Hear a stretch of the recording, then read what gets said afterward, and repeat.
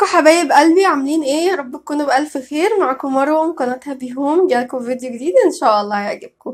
فيديو النهارده فيديو مشتريات من الفيديوهات المحببه لقلبي وبحب اصورها. بس قبل ما اوريكم كده مشتريات، عايزه لايك جامده وتعملوا سبسكرايب للقناه لو انتم مش مشتركين في القناه، وتعملوا علامه الجرس عشان كل ما انزل فيديو جديد يوصل لكم. طيب تعالوا نخش على الفيديو. فيديوهات المشتريات فايدتها ايه؟ ان انا اقول لكم الحاجه انا جايباها منين وبكام، ولو في عروض تستفادوا منها، ولو الحاجه عجبتكم كنتوا بتدوروا عليها ومش لاقيينها اقول لكم المكان عشان تقدروا ان انتوا تتوصلوا عليها او تلاقوها. بس الفيديو النهارده مختلف. انا مش هقول لكم الحاجه انا جايباها منين للاسف، هقول لكم بس انا جايبه الحاجه بكام، وهسيب لكم الاسعار في الديسكريبشن بوكس. ليه مش هقول لكم الحاجه انا جايباها منين؟ الحاجه انا جايباها اونلاين. بس للاسف التعامل ما عجبنيش خالص. الحاجه يعني تقريبا، يعني في حاجات عجبتني وفي حاجات يعني قبلتها وفي حاجات رجعتها. هقول لكم بالظبط ايه اللي حصل. انا كنت طالبه اوردر من مدام على التليجرام. الحاجه شفتها وشفت صور للواقع، يعني مش صور بس دعايه، والحاجات شكلها لذيذ جدا وتقريبا يعني هي اللي انا عاوزاها. طلبت الاوردر. قالت لي كان في حاجه ثانيه كنت طالباها، قالت لي الاسود مش موجود، السيلفر موجود والابيض، فخلاص انا عاوزه سيلفر. قالت لي خلاص تمام كده كل الاوردر موجود وجاهز وهيجي لحضرتك يوم الاثنين. قلت لها خلاص تمام اتفقنا ان هيجي يوم الاثنين، وانا لما بيكون جاي اي اوردر او كده ببقى قاعده في البيت وعامله حسابي ان انا ما اروحش اي حته. فضلت كلمتها الاول قلت لها ثمن الاوردر توتال كام، والاوردر توصيل الاوردر كام، فقالت لي توصيل 45 وقالت لي ثمن الاوردر. فاتفقنا خلاص. قالت لي على فكره احتمال المندوب يجي لك يوم الاحد الصبح او الاوردر، فانتظري. تمام. فضلت منتظره وما نزلتش ورحت اي حته، ما حدش جه. اتصلت بيها قلت لها هو المندوب ما جاش، قالت لي يبقى هيجي حضرتك بكره. قلت لها احنا متفقين على الاثنين، قلت لها حضرتك قلتي لي ان جاي الحد. المهم راحت قالت لي لا هو بس حصل مشكله وسلم مني الاوردرات متاخر وهيجي لحضرتك يوم الاثنين. فضلت منتظره يوم الاثنين ما جاش.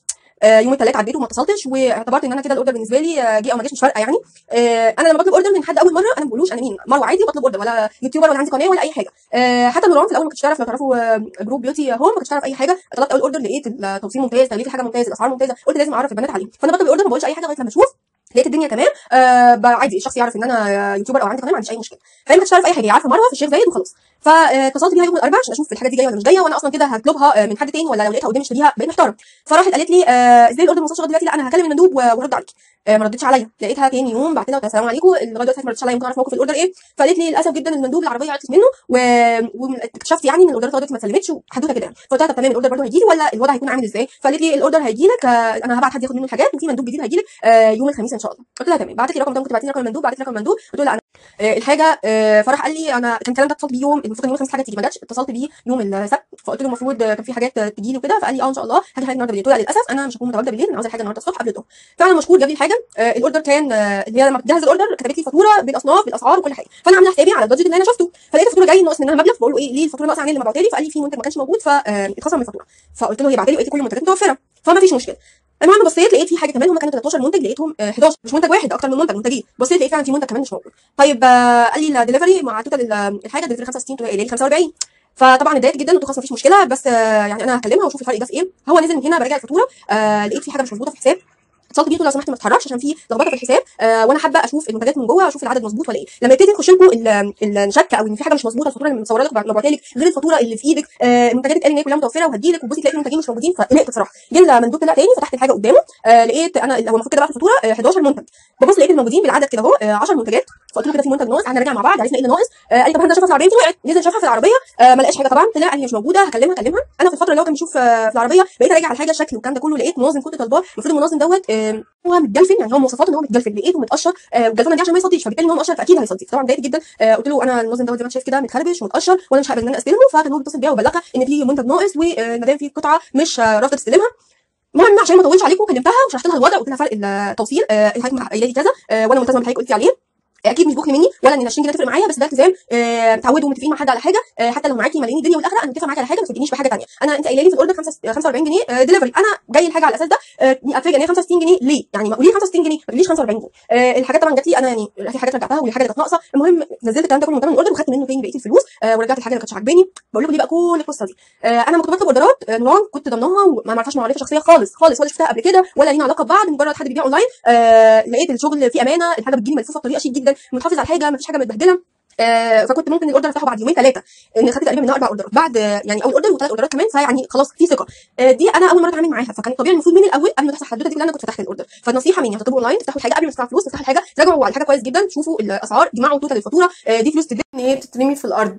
فانت اولى بكل قرش. معلش طولت عليكم بس كان لازم اقول الكلام ده كله عشان ما حدش يطلع يقول لي قولي لنا منين قولي لنا منين. انا رافضه ان انا اقول منين.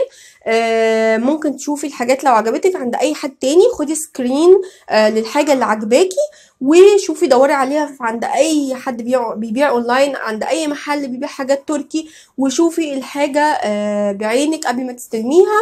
ولو بتشتري من محل اكيد هتكوني شايفاها. حد يقول لي طب كنت قولي هي مين عشان ما حدش يشتري منها. لا انا اسفه جدا، ما اقدرش اقطع رزق حد. انا ما اقدرش اقول هي مين ولا الجروب بتاعها اسمه ايه. ان ممكن زي ما انا كده خدت كام قطعه ورجعت الباقي، ممكن حد ياخد كام قطعه ويرجع الباقي، فده رزقها، انا ما اقدرش ان انا اقطعه. معلش طولت عليكم بس سامحوني. لازم اوضح الكلام ده كويس جدا. تعالوا بقى سريعا نشوف المشتريات ايه. اول حاجه جبتها هو المنظم ده، هو اسمه منظم مكياج بس انا هستخدمه في حاجات تانية. شكله لذيذ قوي والوانه حلوه جدا جدا. هفتحه واوريهولكم. بصوا هو بيبقى زي التربو كده بيتحط فوق بعض. حابه اوريكم هو بيتحط ازاي. انتي لو هتستخدميه عادي كل قطعه لوحدها تسيبي الدراع بتاعها، بس لو انتي هتستخدميه تربو فوق بعضه هتتني الجزئين دول كده ويبتدي ده يتركب فوقيهم اهو بالشكل ده. ده شكله. الاسعار هسيبها لكم في الديسكريبشن بوكس بكل تفاصيلها. جبت كمان المنظم ده حلو جدا، بيتعلق على الضرفه زي ما انتم شايفين كده بالظبط. انا جايباه للتويلت، مش عارفه لسه لو لقيتني ان انا محتاجاه في المطبخ هحطه، بس انا يعني مبدئيا انا جايباه للتويلت محتاجاه جوه.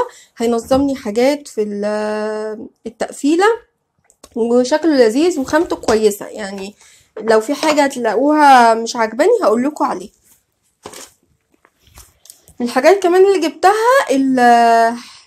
ده حامل. بصوا انا عاوزه اوريكم حاجه في حبه تقشيرات، يعني انتوا متخيلين. التاني بقى كان اسوأ من كده. ده انا قبلت بيه قلت خلاص مفيش مشكله وان انا كنت محتاجاه ضروري، بس يعني مش عاجبني. فانا بقول لكم على الحاجه الكويسه والحاجه اللي مش كويسه. ده تحطي عليه هنا رول المناديل، او ممكن انا في الفكره اللي انا جايباها يعني ممكن احط عليه رول المناديل. مش هقول لكم بقى الباقي، هقول لكم بعدين، هوريه لكم انا هعلق عليه ايه. ممكن تعلقيه على السيراميك وممكن تعلقيه على الضرفه وممكن تعمليه عادي بمسامير او كده زي ما انت حابه والامكانيات اللي عندك. جبت كمان حاجه لذيذه قوي.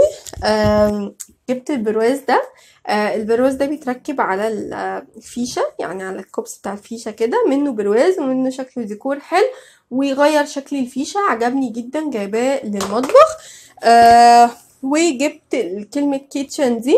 الكلمه اصغر بكتير من ما كانت في الصوره بس معقوله، يعني شغاله معايا. الخامة بتاعتها معقولة، يعني مش ضعيفة قوي ومش قوية، مش خشب يعني. دي جايبها برضو للمطبخ اهي. وهقول لكم جبت ايه كمان. وده نفتالين. انا جايباه استخدمه في الحاجات اللي بخزنها عشان لما باجي ارجع الحاجات الشتوي البطاطين والكلام ده كله. وكمان لما بيخلص ريحته بستخدمه في حاجات تانية هوريها لكم ان شاء الله. تمام. جبت كمان بقى ايه، بصوا دول تحفة تحفة تحفة. دول بتوع الصوصات، لو صوص شوكليت، صوص جبنة، مش عارفة ايه، عجبني قوي. جبت منه 2 وكان سعره حلو والخامة بتاعته حلو. لو عجبتك اي حاجة خدي سكرين ودوري عليها في مكان بره. جبت كمان الجوانتي اللي هو بتاع غسيل المواعين. مش لغسيل المواعين، انا جايباه للتويلت. حلو جدا. كان في واحد تاني وعجبني.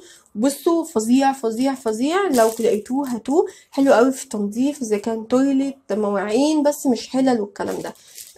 ده كمان جبته من عندها. ده كنت طالباه جراي، جالي اللون اللي هو الفستقي ده مش عارفه ليه. جبت كمان لبنوتي الترابيزه دي. يا رب تكونوا كده شايفينها واضح. بصوا هي ترابيزه بتحطيها وانتي قاعده، او لو انتي قاعده على الارض على الكنبه او اي حاجه، تاكل عليها، تلون عليها، تعمل الصلصال، الحاجات دي كلها. عجبني كمان ان في هنا جيوب كده هنا وهنا، ولو انتي قاعده تتفرجي على الموبايل التابلت تحطيه هنا. فلقيتها استخدامها حلو لبنوتي، وشكلي هسرقها منها وانا قاعده كده بشتغل القناه. احط اللاب الموبايل بتاعي هنا، لو بقرقش حاجه وقاعده بقي طبعا مش ساكت، فهتلاقوني حاطه حاجات كده وقاعده بيها، فممكن اسرقها منها. دي الحاجات اللي انا جبتها منها. كان في طبعا حاجات رجعتها، وكان في حاجات ما جاتش. فدي الحاجات اللي انا قدرت يعني ان انا استفاد بيها من الاوردر على قد ما اقدر. حاجات حلوه، دوروا عليها بره، وهسيب لكم الاسعار في الديسكريبشن بوكس. يا رب الفيديو يكون عجبكم، معلش طولت عليكم، بس حبيت ان انا انقل لكم تجربتي وانصحكم، وعشان ما حدش يسالني انت جايبه الحاجه منين. دوروا في، ممكن يسالوا نوران عندها ولا لا، دوروا في جروبات تانية، في جروبات كتيره جدا. انا مش مستفاده اي حاجه من اي حد، ما بعملش دعايه لاي حد، ما باخدش مقابل لاي حاجه. نوران كانتش تعرفني ولا تعرف ان انا عندي قناه. لولي تركي ما كانتش تعرف ان انا عندي قناه، ولما عرفت ما بستفادش اي حاجه من اي حد، ولا باخد كادو ولا باخد اي حاجه. كل اللي انا بعمله بعمل فيديوهات عشان انتوا تستفادوا وتاخدوا افكار وتعرفوا الحاجه انا بجيبها منين. يا رب الفيديو يكون عجبكم، ما تنسونيش في لايك وشير وسبسكرايب للقناه، وباي باي.